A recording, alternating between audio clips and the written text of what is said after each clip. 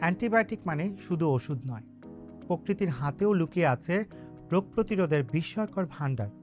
আমাদের চারপাশে এমন কিছু খাবার আছে যা নিঃশব্দে শরীরের ভেতরে তৈরি করে প্রাকৃতিক অ্যান্টিবায়োটিক, জাগিয়ে তোলে রোগ প্রতিরোধ ক্ষমতা আর দেয় সুস্থতার সুরক্ষা।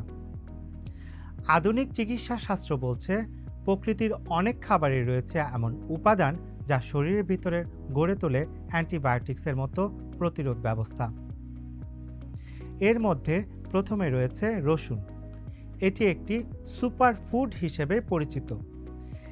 এতে অ্যান্টিভাইরাল, অ্যান্টিফাঙ্গাল এবং অ্যান্টিমাইক্রোবায়ানের উপাদান থাকায় শত শত বছর ধরে এটি বিশ্বের বিভিন্ন জায়গায় প্রাকৃতিক অ্যান্টিবায়োটিক হিসেবে কাজ করে। এরপর যে খাবারটি হলো তা হলো আদা।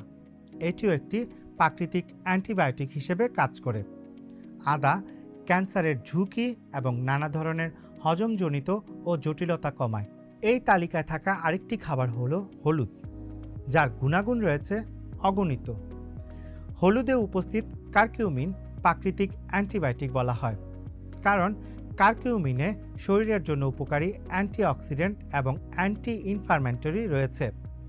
এটি ফ্রি রেডিক্যাল দ্বারা সৃষ্ট ক্ষতি থেকে রক্ষা করে। হলুদ রোগ প্রতিরোধ ক্ষমতা বাড়ায় এবং গায়ে ব্যথা কমাতেও সাহায্য করে।